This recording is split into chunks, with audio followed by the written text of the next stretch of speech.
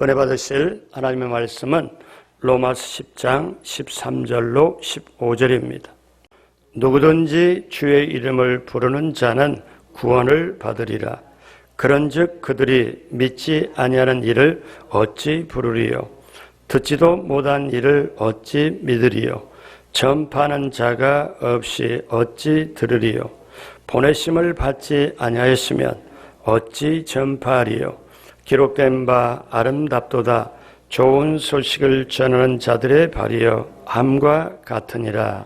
아멘. 오늘 말씀의 제목은 긍정적이고 창조적인 말을 사용하십시오 라는 제목입니다. 긍정적이고 창조적인 말을 사용하십시오. 자, 우리는 4차원의 영적 세계에 대해서 말씀을 나누고 있습니다. 그러면 우리가 듣고 배운 바 우리의 생각, 우리의 믿음, 우리의 꿈이 우리는 마음속에 또 생각 속에 가지고 있고 그걸 가지고 세상을 살아가며 나아가고 있습니다. 그러면 우리의 생각과 믿음과 꿈이 내 삶에 내 모든 것에 자리 잡게 하기 위해서는 어떻게 해야 될까요? 그것은 바로 어떤 게냐면은 말을 통해서 우리 속에 자리 잡고 있습니다. 예를 들어 우리는 하루에 수만 가지 생각이 왔다 갔다 해요. 어떤 생각은 들어왔다가 조금 있다 보니까 사라져 버립니다. 그럼 내 생각, 내 속에 있는 믿음, 내 속에 있는 꿈이 내 것이 되도록 자리 잡게 하게 하는 게 무엇이냐? 흘러가 버리는 생각, 스치는 생각이나 믿음이나 꿈이 내 것으로 자리 잡게 하고 내 것으로 내가 직접 보고 오감각으로 만지게 되는 그 역사가 무엇을 통해서 나타나냐면 말을 통해서 나타납니다.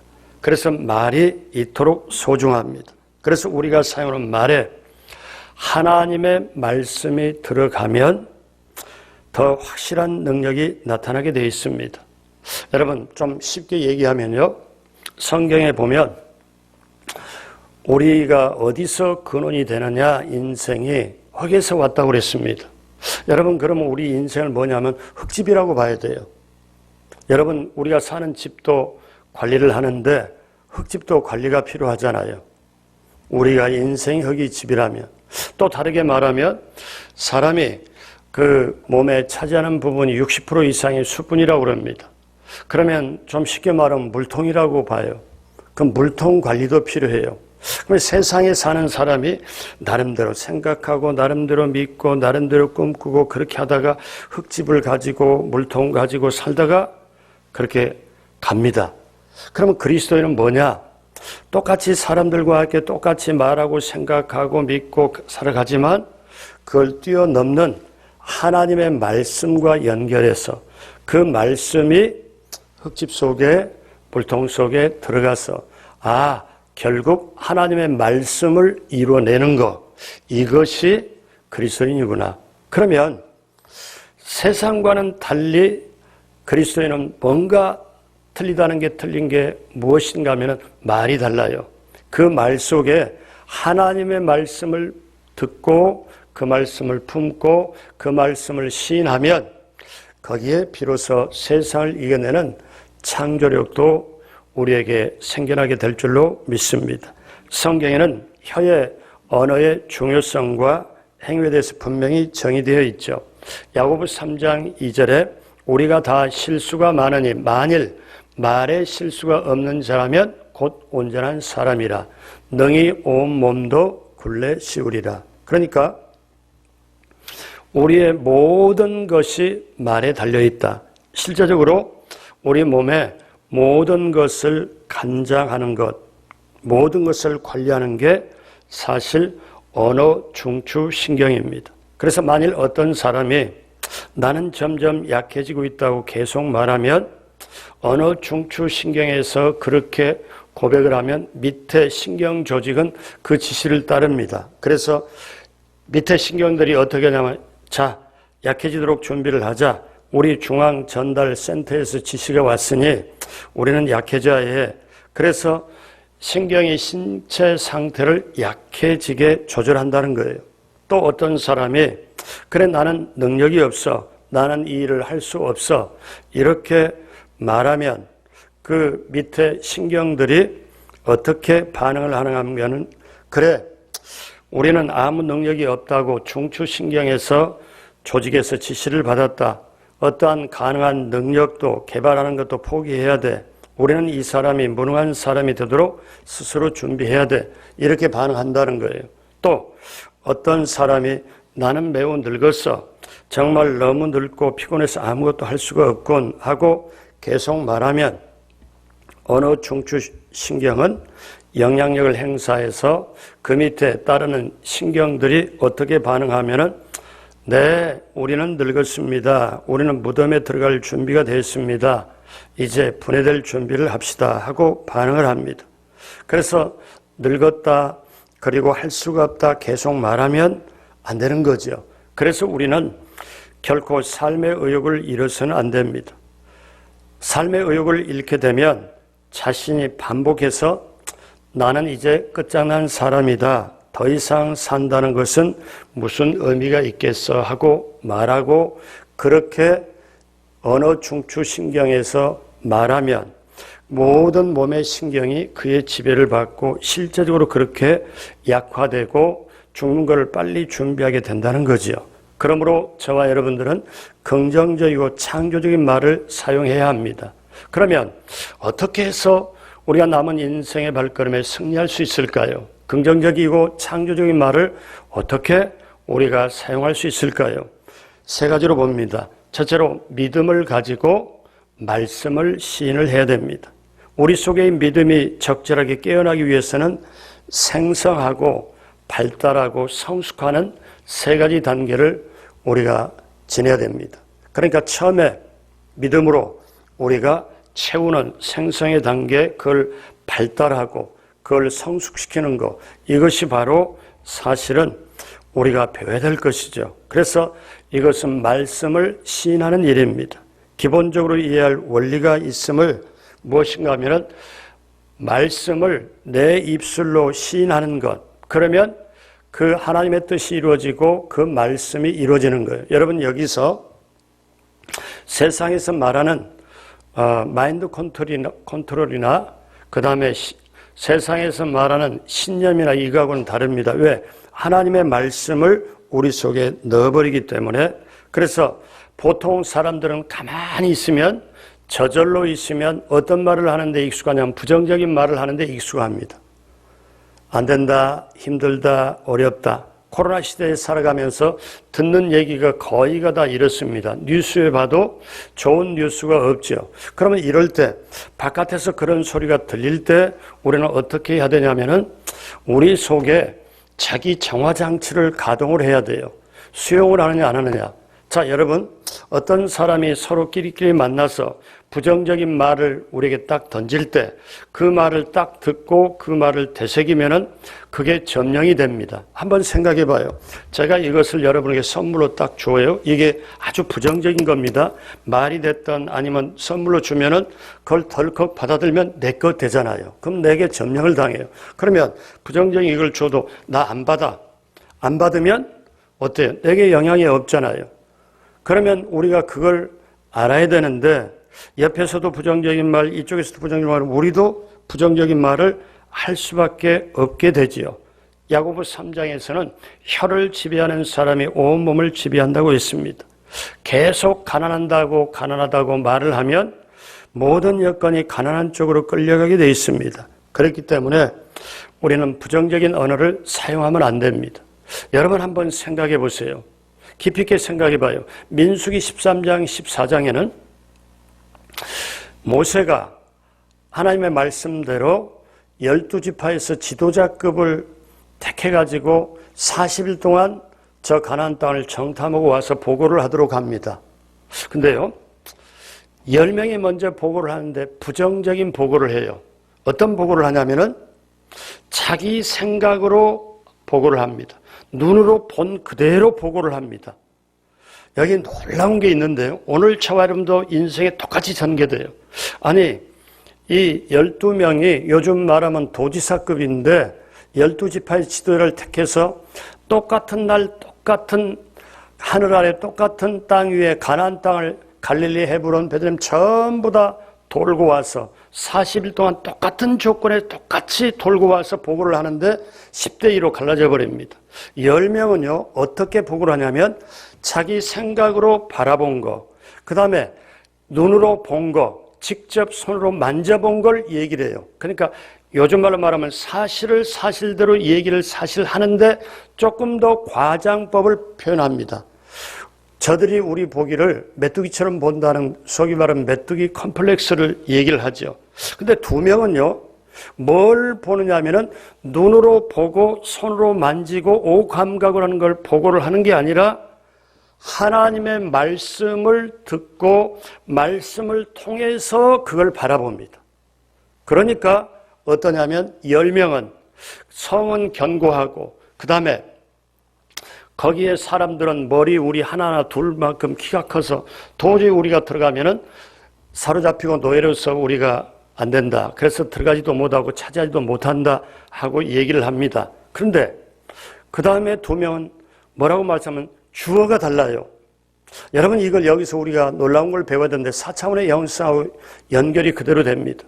10명은 우리가 사로잡힌다. 우리가 들어가지 못한다. 우리가 이겨낼 수 없다. 인생의 주어가 우리가 내가 그겁니다. 근데요 2명의 주어는 어떠냐면 내가 우리가가 아니에요. 하나님이 기뻐하시면 들어간다. 하나님이 함께 하시면 우리가 능히 이긴다. 하나님이 우리와 함께 하시니까 저들은 우리의 밥이다. 인생의 주어가 하나님이었어요. 오늘 새벽에 예배에 참여하신 여러분, 또 영상에 참여한 여러분, 우리는 남은 인생길을 살아가야 되잖아요. 지금까지 세월적으로 우리가 70년을 살았다 할지라도 남은 인생이 짧다 할지라도 여러분 기억하십시오. 지금까지 살아온 인생의 많은 날들보다 남은 생애가 시간적으로 짧다 할지라도 그게 훨씬 중요합니다. 그러면 남은 생애에 두 정탐꾼처럼 하나님이 함께 하신다. 하나님이 인도하신다. 하나님이 나를 사랑하신다. 하나님이 나를 지켜주신다. 하나님이 나를 형통케 하신다. 하나님이 나를 도와주신다. 인생의 주어가 하나님이 되길 주님의 이름으로 축복합니다. 그러면 하나님이 여러분을 책임지고 인도하십니다. 그래서 우리 그리스도인의 얘기 속에, 말 속에는 하나님의 말씀이 들어가야 돼요. 근데 민수기 13장 14장을 한마디 더 하고 이 예화를 마친다면 여러분 그 다음에 성경 보면 10명의 부정적인 사람을 하나님이 죽여버립니다. 이 새벽에 이렇게 이 극단적인 말을 하면 좀 그런데 왜 그랬을까요? 그 부정적인 말은 어디에 나오면 하나님을 믿지 못하는 불신앙에서 나오기 때문에 그렇습니다. 여러분 몸으로 종교인은 될지라도 생각으로 종교인은 될지라도 그리스도인은 아닙니다. 종교인이라면은 그때그때 종교적인 형태로 예배를 드린다 그렇게 할 수 있겠지만 입술로 부정적으로 한다면은 그는 하나님을 믿는 게 아니에요. 정말 하나님을 믿는다면 하나님 감사합니다. 하나님께서 나를 사랑하시고 나를 함께 하시고 나를 지켜주시고 나를 형통케 하시고 나를 인도하시기 때문에 저는 모든 것 하나님의 것입니다. 하나님 오늘 이 새벽부터 제 속에 들어와 저를 인도하여 주십시오. 이 고백이 그리스도의 고백이 되어야 될 줄로 믿습니다. 그러면 우리가 어디서 적극적이고 창조적이고 생산적이고 긍정적인 언어를 배울 수 있습니까? 그것은 성경에서 배우십시오. 창세기부터 요한계시록까지 놀라운 말씀들이 있습니다. 자, 믿음은 어떻게 생기나요? 히브리서 11장 1절로 3절에 보면 같이 한 목소리로 합니다. 믿음은 바라는 것들의 실상이요 보이지 않는 것들의 증거니 선진들이 이로써 증거를 얻었느니라. 믿음으로 모든 세계가 하나님의 말씀으로 지어진 줄을 우리가 아나니 보이는 것은 나타난 것으로 말미암아 된 것이 아니니라. 한마디로 말씀해서 모든 눈에 보이는 세계가 믿음으로 보면 하나님의 말씀으로 지어진 줄을 안다. 그래서 그 말씀이 들어가면 믿음이 생기고 믿음으로 선포하면 그대로 현실에 나타나는 것. 그래서 여러분 믿음은 보이지 않지만 말로서 확인합니다. 여러분 사무엘상 17장에 보면 다윗과 골리앗 싸움이 있습니다. 이거는 교회학교 아이들도 알고 여러분 모두가 다 압니다. 근데요, 여기서 알 게 있어요. 다윗과 골리앗이 딱 대표적으로 그 골짜기에서 딱 맞대작을 합니다. 근데 아직 직접적으로 칼을 뽑아 싸우기 전에 지금 서로 마주보고 하는 말이 먼저입니다. 그러니까 저 골리앗이 뭐라고 그러냐면 너가 나를 개로 여기고 막대기를 가지고 나왔느냐 하면서 내가 너를 오늘 죽이겠다 이렇게 하니까 다윗이 뭐라고 말하냐면 아직 싸우기 전입니다. 말이 먼저입니다. 싸우기 전에 뭐라고 그러냐면 유명한 말을 합니다. 여기 보십시오. 주어가 다윗이 자기인지 아니면 하나님인지 잘 보십시오. 사무엘상 17장 45절에서 47절 천천히 보십시오.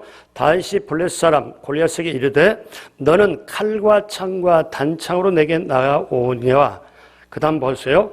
나는 만군의 야훼의 이름 곧 내가 모욕하는 이스라엘 군대 하나님의 이름으로 내게 나아가노라. 오늘 야훼께서 너를 내 손에 넘기시리니 내가 너를 쳐서 내 목을 베고 블레셋 군대 시체를 오늘 공중의 새와 땅의 들짐승에 주어 온 땅으로 이스라엘의 하나님이 계신 줄 알게 하겠고 또 야훼의 구원하심이 칼과 창에 있지 아니함을 이 무리에게 알게 하리라. 전쟁은 야훼께 속한 것인즉 그가 너희를 우리 손에 넘기시리라. 아멘. 자, 무슨 말씀인가 하면은 다윗은 믿음을 선포합니다. 지금 아직 맞짱 뜨기 전이에요. 지금 돌 날리기 전이에요. 칼 빼기 전이에요.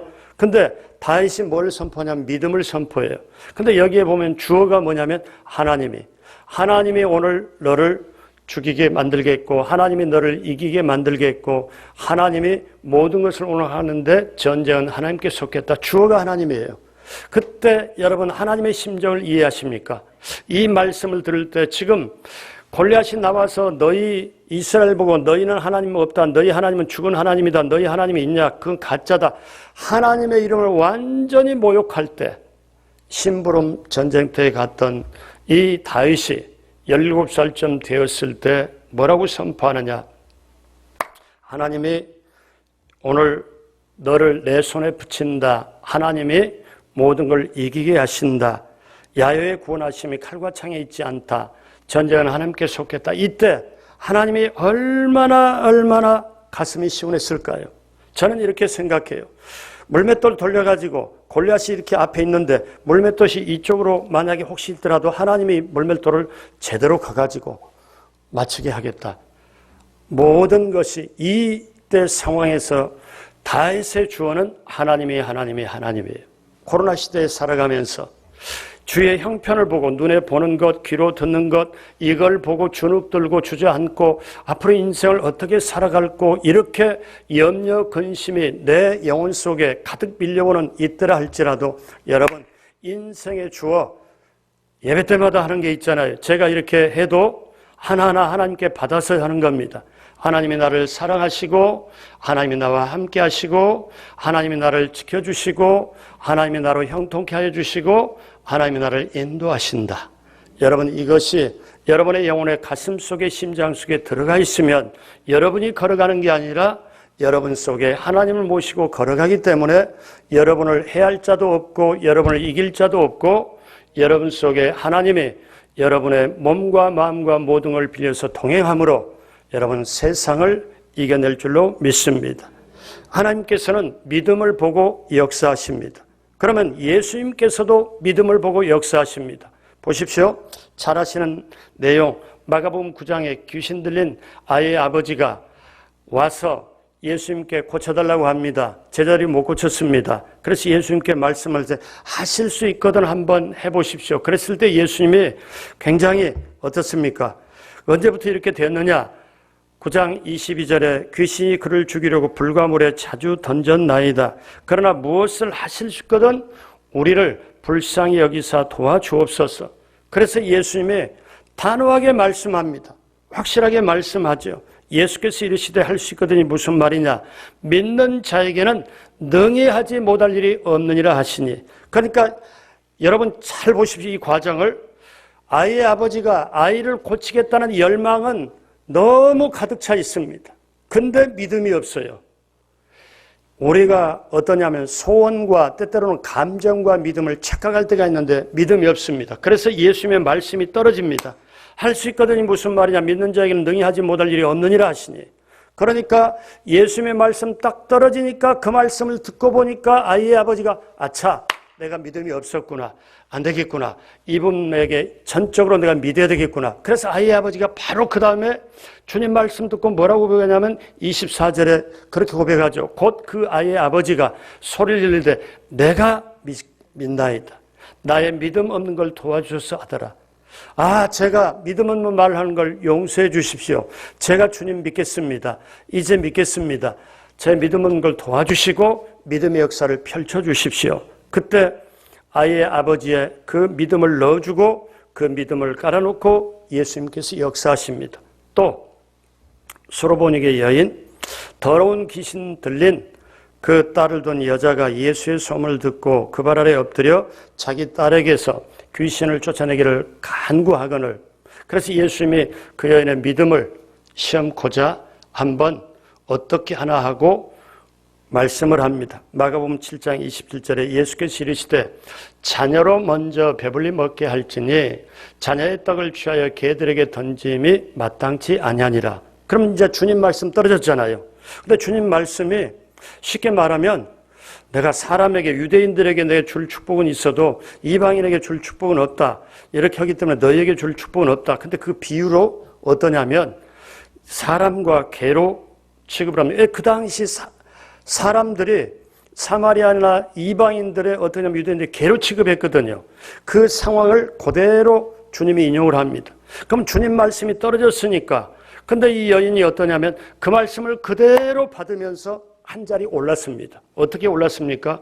맞습니다. 28절에 여자가 대답하여 이르되 주여 올소이다. 맞습니다. 그런데요 주님, 상 아래 개들도 아이들의 먹던 부스러기를 먹나이다. 그래요.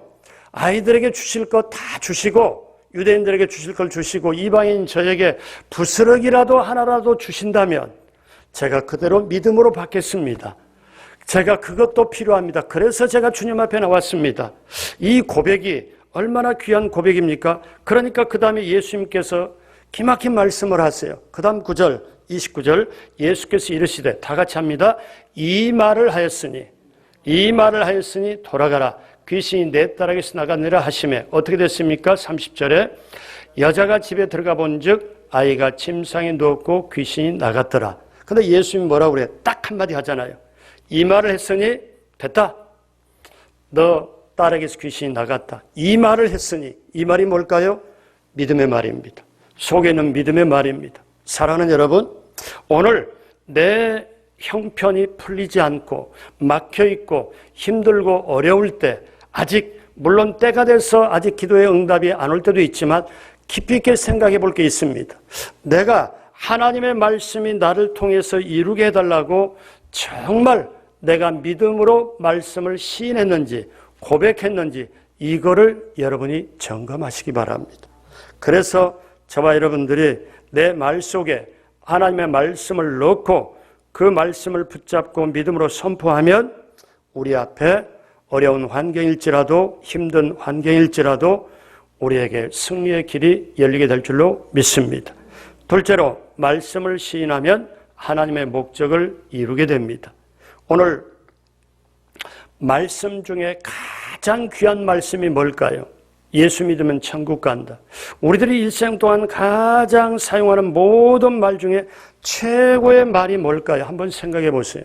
그것은요, 예수 믿으면 천국 간다. 예수 믿으면 하나님의 자녀가 된다. 그래서 오늘 로마 10장 13절로 14절에 누구든지 주의 이름을 부르는 자는, 잘 보십시오 여러분, 누구든지 주의 이름을 부르는 자, 부르려면 어떻게 돼요? 말을 해야 되잖아요. 부르는 자, 시인하는 자는 구원을 받으리라. 그런즉 그들이 믿지 않은 일을 어찌 부르리요? 듣지도 못한 일을 어찌 믿으리요? 전파하는 자가 없이 어찌 들으리요? 사람에게 복음이 심어지면 그 복음을 받아들이면 열매는 맺게 됩니다. 그래서 전도가 중요하고 말씀 선포가 중요합니다. 믿음으로 말씀을 선포하고, 제가 이 시간 말씀을 전하잖아요. 믿음으로 말씀을 선포하고 여러분은 믿음으로 들으면 역사는 일어나게 될 줄로 믿습니다. 그런데 그 선포되는 말씀이 내 삶에 이루어지게 되려면 믿음으로 선포하고 믿음으로 드려야 되는데, 믿음이 빠졌다 하면 그거는 아니잖아요. 하나님께서 태초에 하나님이 천지를 창조할 빛이 있으라 할 때 그대로 빛이 있었고, 궁창이 나타나라 할 때 궁창이 나타나는 것처럼 그 모든 것이 영적인 존재, 저와 여러분들에게도 작은 창조력으로 오늘 하루길도 입술에 말씀으로 그 선포로 믿음으로 할 수 있도록 우리를 그렇게 인도하셨습니다. 그래서 여러분 이렇게 선포해야 돼요. 힘들고 어려울지라도 예수 그리스도 이름의 권세로 명하고 선포하노니 나 누구누구의 길은 열리게 될지어다. 내 자녀 앞에 길은 열리게 될지어다. 그리고 예수 그리스도의 이름으로 치료가 될지어다. 또 온전하게 회복될지어다. 그렇게 여러분이 선포할 때 어떻습니까? 그것은 그대로 이루어집니다. 문제를 놓고 문제 앞에 주님 어떻게 해요? 제가 이 문제가 해결받아야 되는데 어떻게 해요? 애원하고 애걸복걸, 물론 어느 순간에는 필요도 하겠지만 그걸 뛰어넘어서 예수 그리스도 이름의 권세로, 보혈의 권세로 명하고 선포하노니 그 문제는 정복당할지어다. 해결받게 될지어다. 말씀으로 내게 들어와서 입술로 선포하는 겁니다. 어떻게? 뱀과 전갈을 밟으며 원수의 모든 능력을 컨트롤할 제할 권세가 내게 있으므로 나를 해할 자가 결단코 없으리라. 이 말씀을 그대로 인용하면서도 마귀를 대적하고 어둠을 대적하고 환경의 길을 여는 역사 여러분에게 넘치게 되길 주님의 이름으로 축복합니다. 마지막 세 번째로 말씀을 선포하는 그대로 이루어진다는 걸 확신해야 됩니다. 오늘 로마서 10장 10절에 잘 보십시오. 사람이 마음으로 믿어 의에 이르고 입으로 시인하여 구원에 이른다. 그러니까 여러분 잘 보십시오. 사람은 믿음의 고백을 통해서만 오직 예수 그리스도로 말미암은 구원을 받아들이고 이해할 수 있습니다. 로마 10장 어디를 봐도 어떤 곳을 봐도 누군가 하늘에 올라가서 예수님을 모시고 내려와서 구원을 받아라. 이런 구절 없습니다. 어떻게 합니까? 가장 가까운 곳에 구원이 있고 가장 가까운 곳에 내 입에다가 뭐를 둔 말씀이 있다. 로마 10장 8절에 그러면 무엇을 말하느냐? 말씀이 내게 가까워 내 입에 있으며 내 마음에 있다 하였으니 곧 우리가 전파하는 믿음의 말씀이다. 예수 그리스도가 어디에 계십니까? 우리 주기도문 할 때 지금 하나님 보좌 우편에 앉아 계시다가 장차 심판 오신다. 그러면 예수님의 사실 보좌 우편에 앉아 계시지만 영적으로 예수님께서 성령의 권능으로 말씀 안에서 우리를 지시해주고 계시해주고 있습니다. 그래서 마태복음 18장 18절에 진실로 너희에게 이르노니 무엇이든지 너희가 땅에서 매면 하늘에서 매일 것이요 무엇이든지 땅에서 풀면 하늘에서 풀리라. 이걸 어떻게 땅에서 매고 풉니까? 어둠의 역사가 딱 붙잡아 놓은 거를 어때요? 사단의 역할을 묶어버려요. 그리고 사단의 영향 아래 있는 사람을 풀어놓는 이것을 언어로 선포로. 근데 그 말과 언어의 선포에 믿음이 들어가 있어야 된다는 것. 믿음이 들어가 있으려면 하나님의 말씀을 받아들이고 말씀을 그대로 선포하면 이루어진다는 사실이에요. 그래서 여러분, 저와 여러분들이 이 세상에 지금까지 인생에 사용했던 말을 많이 한번 생각을 해봐요. 근데 최고의 말이 뭘까? 최고의 말은 오늘 말씀처럼 누구든지 주의 이름을 부르는 자는 구원을 얻으리라. 마음으로 믿어 의에 이르고 입으로 시인하여 구원에 이르느니라.